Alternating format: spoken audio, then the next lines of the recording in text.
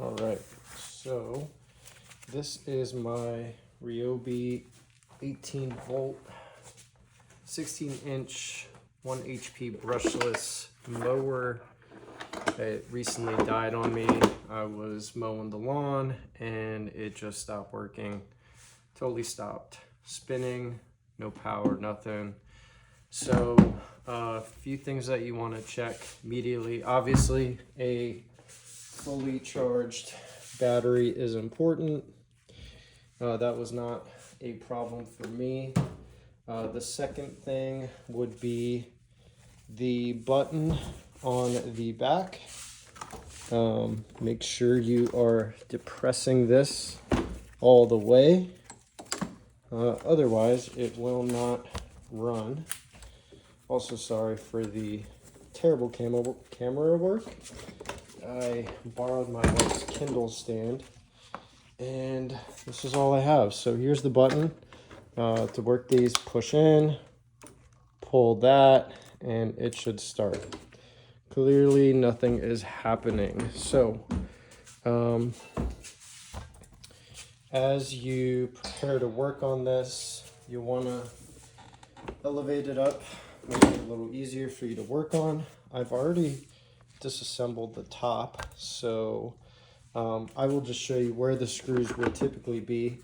There is one here, here, and then two sneaky ones that you will have to peel this back from.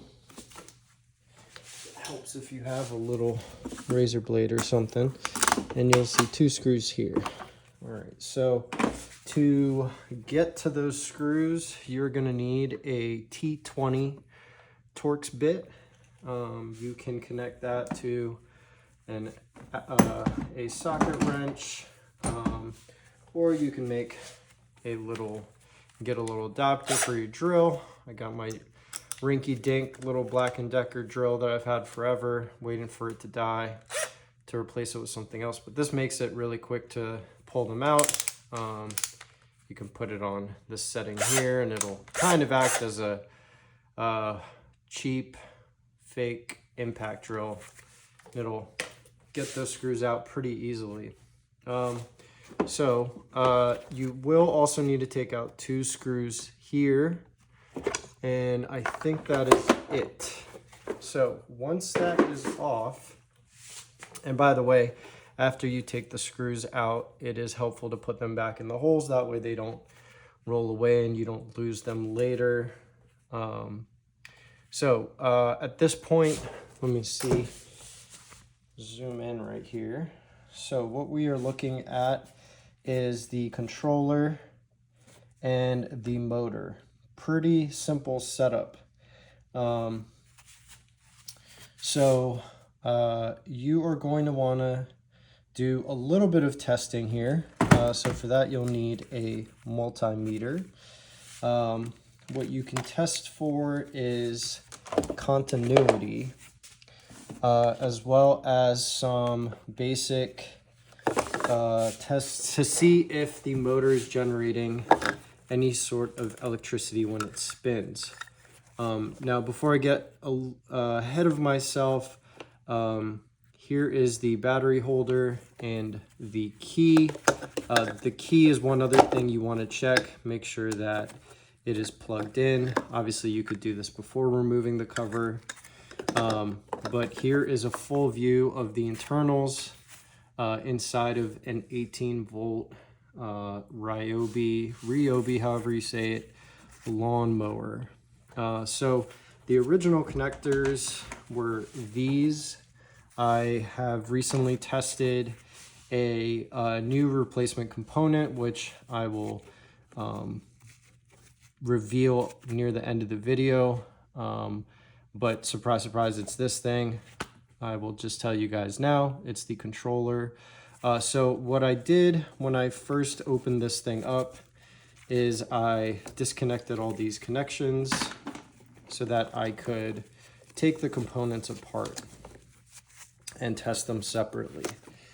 So those are going to be these plastic connectors here. Inside of each of these connectors, you will find a little metal kind of crimp that the wires are bound together by. So to pull that apart, you're going to need just a pair of pliers. So a wrench like this, a water pipe wrench like this works, or any pair of pliers works, and just squeeze it open in order to release the wires, and then you can pull it right off. So I already did that a while back when I was testing everything. So right now you can see the kind of all the components. So I will separate them now so you can get an idea. So the motor is connected through these 3 wires, blue, yellow, green, and it's connected directly to the controller. And I believe this modulates the RPMs. Since this is a dual stage motor, depending, I think, on the resistance that the blade experiences, it'll either run at a slower speed or a faster speed. So in addition to these 3, you've got a black ground wire that goes to the battery side as well as to the controller. And you've got these hot wires that are also going to the battery, but before going straight to the battery, they go through a kill switch, a key of sorts that bridges this connection and allows the electricity to flow from the battery into your connector and ultimately your motor. So definitely an important bit right here. And then one of the last connections that we haven't touched on is this guy. It was covered with some black plastic shielding that I pulled off before, but it's just a little basic connector that you'd see on like computer wires. I forget, maybe a Molex wire, I think is what it's called. But this is what connects back to the switch that is located back here. And I think that will allow the controller to initiate any sort of flow of electricity. So multiple safety systems here. And yeah, so let's get to the testing of these components. So I'll start with the continuity. You guys will have to pardon my very basic skills here. The electrical stuff is definitely my weak suit, but I can do the basics. So switch your multimeter to this symbol here, which I will assume represents continuity. You may have to switch to the, let me turn the light on. You may have to switch to the function that has the sound symbol right there so that it makes a sound when there is continuity detected. So I'll give you guys an example. If you take our key and you touch the negative and positive, it'll be able to draw a circuit between those, and so you know the key is good. So you can sort of keep going and continue testing things around the lawnmower. I would assume that there would be continuity between this guy and maybe here. Let's see. Nope, not there. All right, let's disconnect a few more things. Okay, not there either. So I guess we did check the key, which is definitely important. I believe we should be able to bridge circuit here somewhere. Let's see. All right, so there we go. So the ground and the connector here is, I guess that would be the black wire what else can we test? I think we could test the hot wire here and back here in the battery compartment. So I think this is a very basic component. It's unlikely that this is the problem. So we're gonna set that one to the side for now and just keep testing things. So the motor, let's put the black connector here and test the other wires. So that tests green, yellow, blue, and let's see blue and yellow. And we already tested blue and green, but we'll do that one more time. So we know that the motor is most likely good. There's continuity. We'll come back and do one more check here, but let's keep going. This one's a little tricky to show you guys just because it's hard to film it at the same time as I am pressing it, but I'll do my best. So let's see, we'll do red and we'll do the two outer connections. Oops, let's try again. Do the two outer connections. There we go. And I'm going to, so what I just did there is I pressed the button and then I push down the lever. So that tells me that the circuit that the lever controls is good to go. Another one we can test is the middle and outer, and that is just the button. All right, so we know that's good. I don't think, let's see if we get anything with the, okay, yeah, so we don't get anything there. So I think that's normal. The brown and the black isn't supposed to generate any sort of circuit or form any sort of circuit.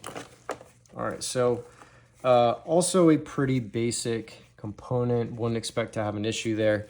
Maybe this connection got loose, so you could check that. So anyways, I'll plug that back in. To remove the controller, if you wanted to make it easier to test, it is a slightly smaller bit. It's a T15 torx bit. And yeah, so let's get to testing this one. And what I'll do now is I'll bring in my old controller and show you guys the difference. So if we were to put the black here and then test the various cables, you guys will see the difference here. So it's black and green. And that is the only one that I get a response on. I also get red and green, but that's it. I don't get a circuit on any other combinations. All right. Okay, so you have an idea of how it's supposed to work there. Now let's test the new one. Let's bring the camera in a little closer. All right. Put that there. And now let's test this guy. So I think the first test we did was black and the other cables. So I'll just leave that there. And let's see, we've got black and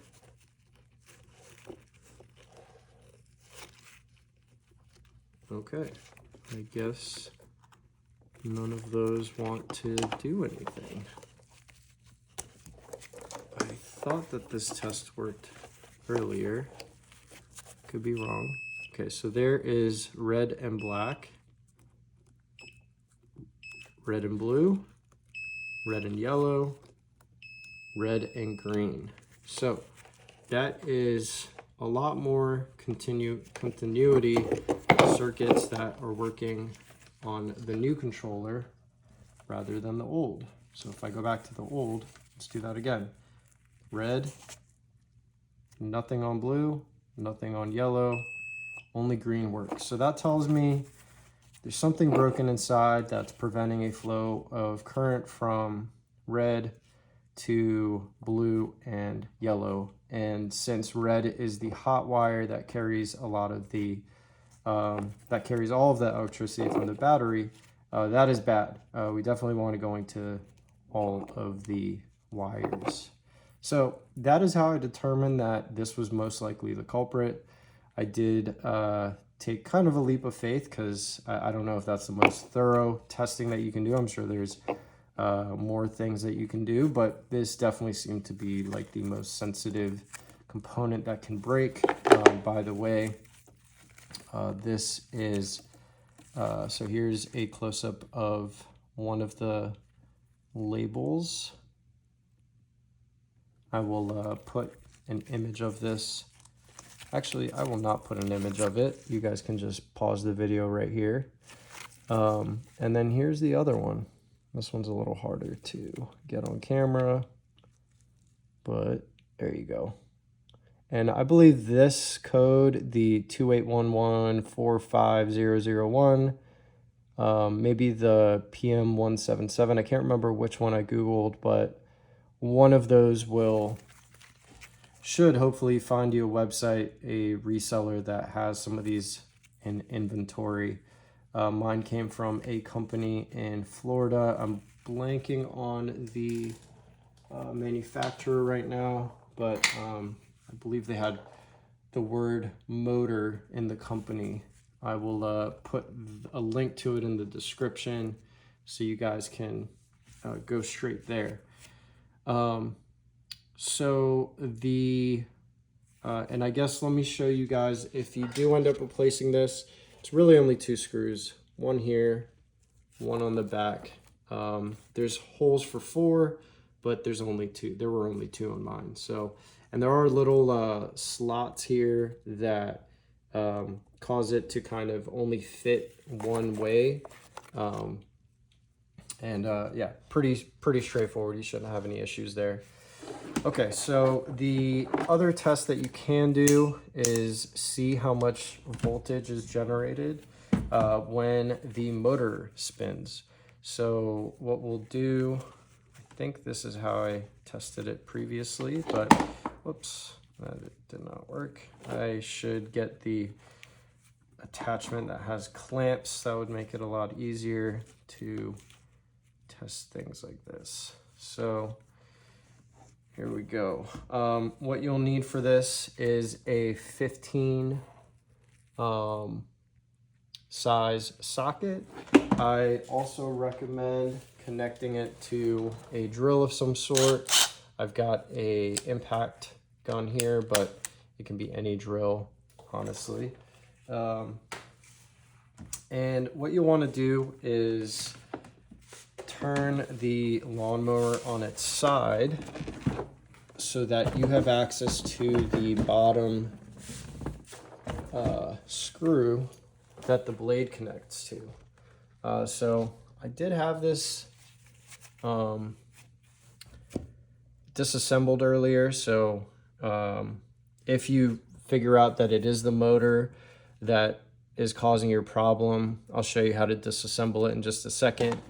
But for this test, you really don't have to. Just be careful that you don't cut yourself on your blade as it's spinning. So let me go ahead and connect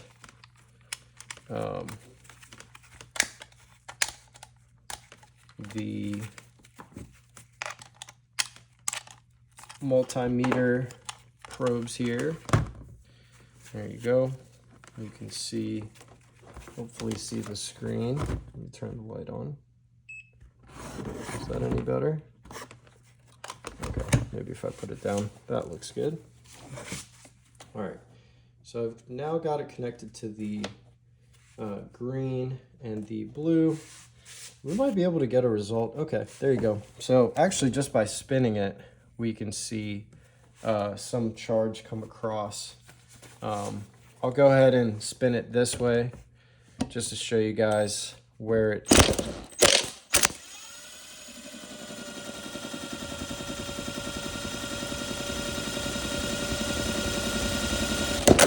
that's kind of what you should see when running this test. So that was blue and green.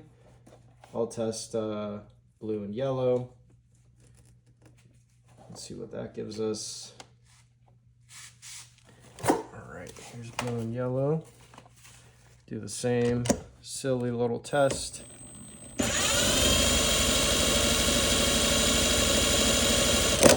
Pretty similar results.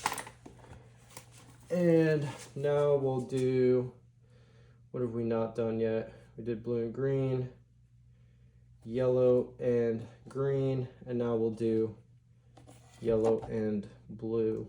And this should yield pretty much the same results. All right.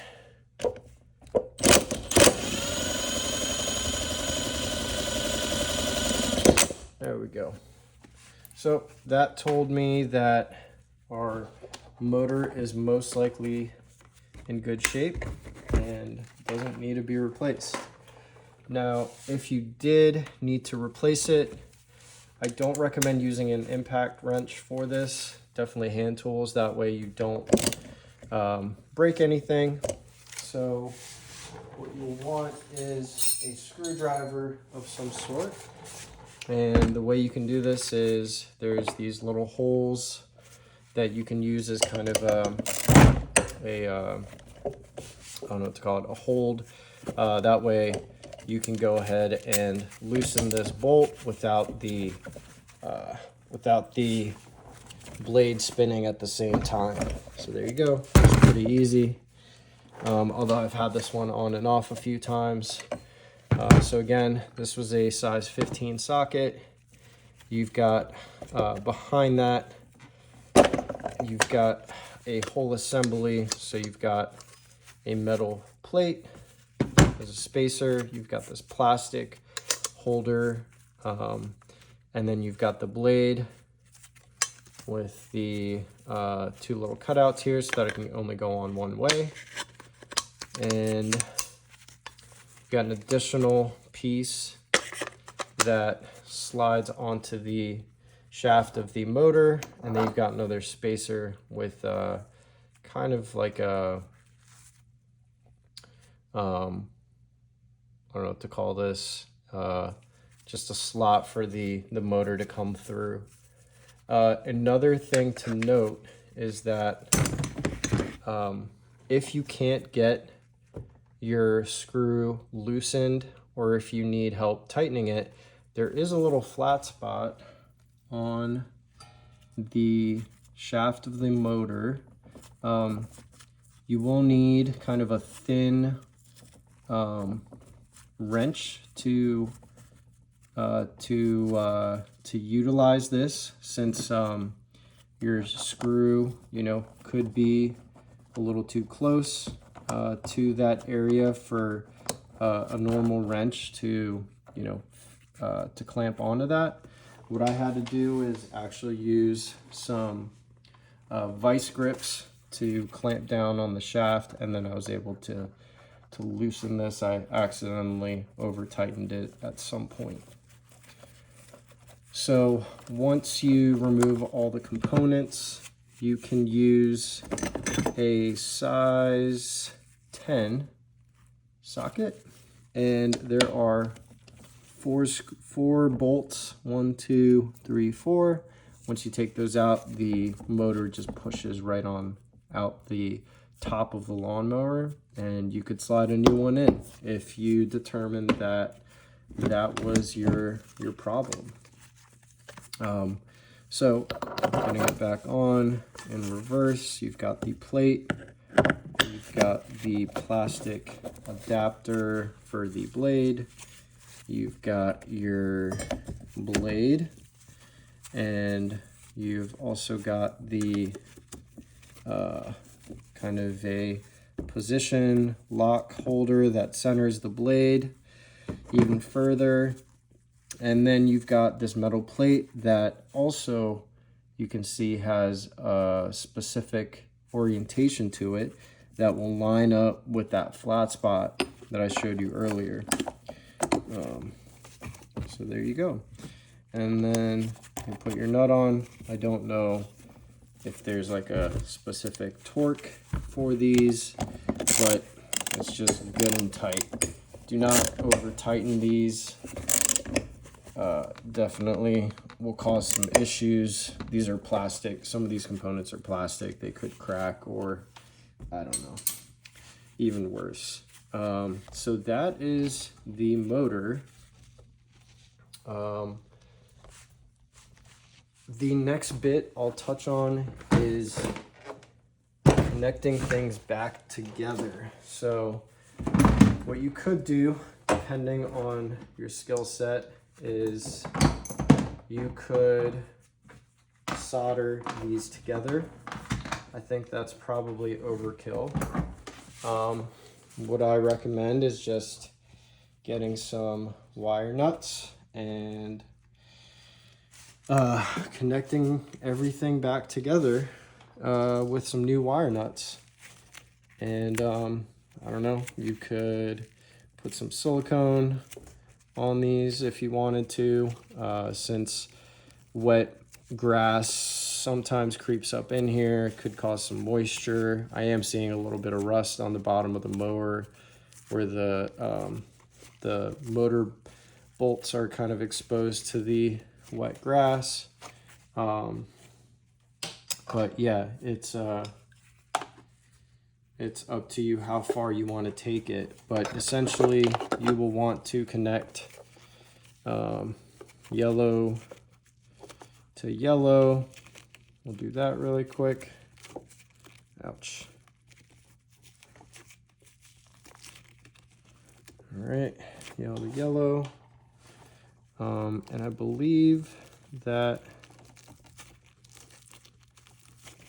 you can go either way with these, if I'm not mistaken, but all right, we'll just go right.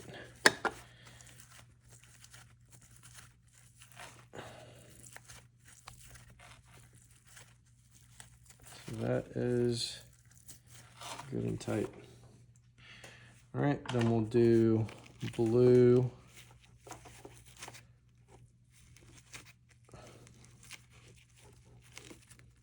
I'm not doing a very good job at setting myself up for success here, because these wires are looking pretty messed up not good and straight at all. But there we go, that one looks better. So we will put the wire nut on that. Let's see if we can go right. Okay, I guess these are intended to only spin one way in order to, which makes sense because there's a spiral spring in there that goes in one direction and locks the wires together. Otherwise it would undo them. All right, and then the last wire connection for the motor itself is going to be green. All right, so twist them up a little bit to get them started. I'm out of the red connectors, so we will have to use a smaller sized yellow wire nut, unfortunately, but it's all good. It'll get the job done. I believe the other wires are slightly thinner. Should be okay. So you can go ahead and put these in now. The way this works is you'll definitely want to connect these wires together at this stage, and I'll show you guys how these connect to the cover of the lawnmower in just a moment.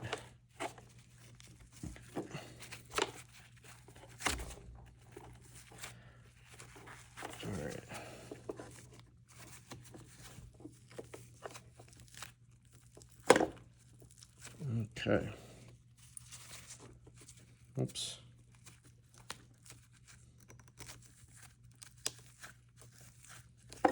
So who knows if these will remain in place. I'll probably have to go back in and secure these a little bit better. Maybe I'll even try my hand at soldering them.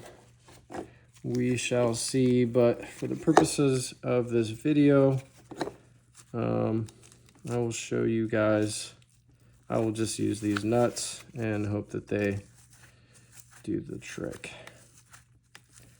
All right, so you may want to wrap, make sure that, you know, this safety wire for the handle button and lever is connected before you decide to close things up. You may want to wrap this in electrical tape just to keep the moisture out of this connector. It looks pretty exposed.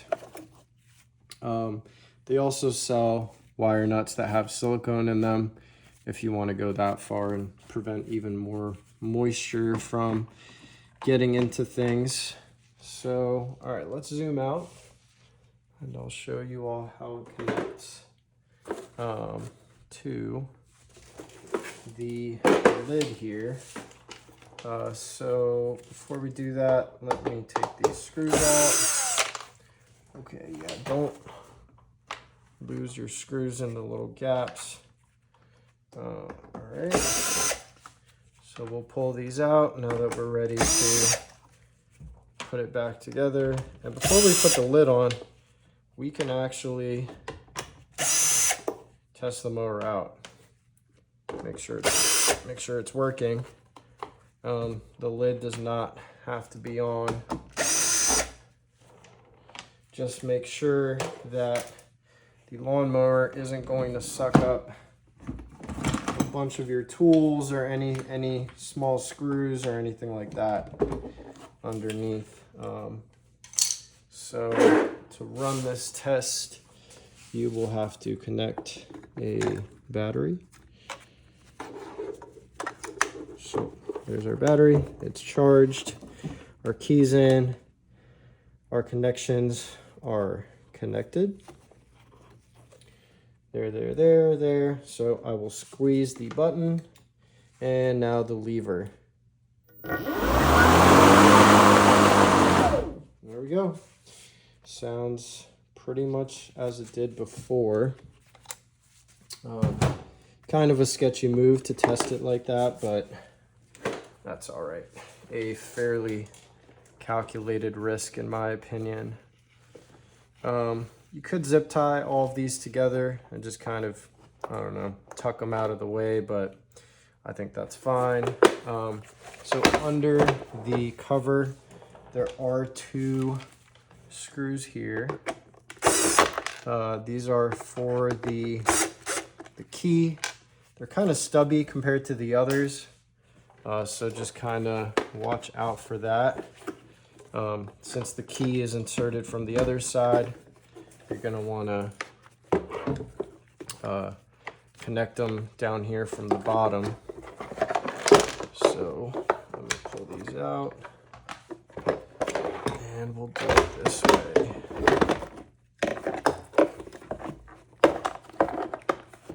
Okay, so holes look to line up.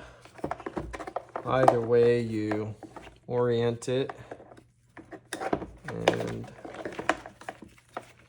see, I don't know if there's a best way to do this, but that kind of snaps in. Looks pretty good to me, so I'm going to go ahead and connect it this way. All right. Okay. Don't over tighten anything. If your drill does have one of these like torque selectors, maybe put it on the lowest one. That way it'll stop spinning before it over tightens things. Maybe we'll crank it up to 5. I think that's how you're supposed to use that setting. I don't really know. It works for me though. Okay, so go ahead and flip that over, set it down so it's sort of locked in place. All right, let's try that again. Okay, so there are the holes. This is kind of tricky. Let me find a good place to rest this while I grab the screws. I believe these screws were the same connected. Yeah, so actually this is the move right here. Just start it by hand and see if you can get one snugged up. That way the other side is easier for you to... All right, there we go. Like I said, I think these screws are all the same size at this point, so no need to worry about that.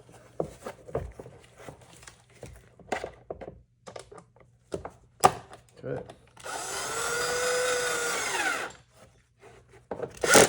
There we go. All right, don't over tighten. At this point, you could test one more time before you tightened it all up again. Make sure you don't pinch any of the connections underneath. But yeah, this is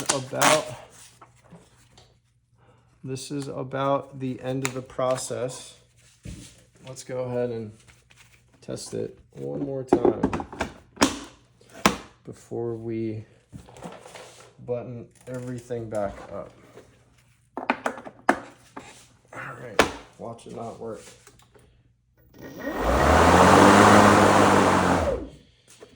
Awesome. All right, so that worked.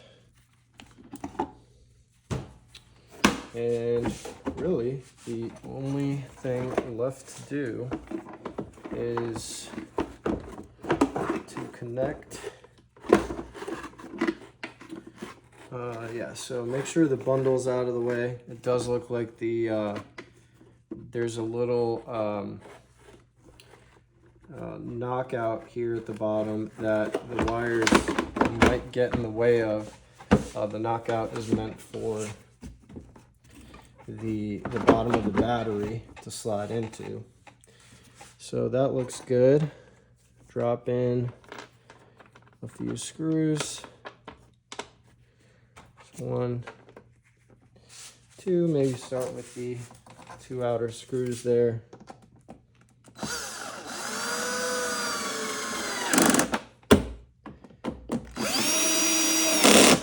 And that way, I think the rest will go right in. Hopefully we don't have any excess screws left over. That's always a bad ending to a story. All right, and then the one at the top that's kind of hidden. And our 2 little sneaky guys down here. Let's pull this up first. Here we go. I know you want to go home, buddy. There you go. Nice and snug. Ooh, it's getting hot in this garage. Dripping like Niagara. Okay. There we go. And that, my friends, is the end of a video. Let me make sure I don't forget anything here. Can't even read my own handwriting. Yep, we're good. All right, thanks for watching, y'all. Bye-bye.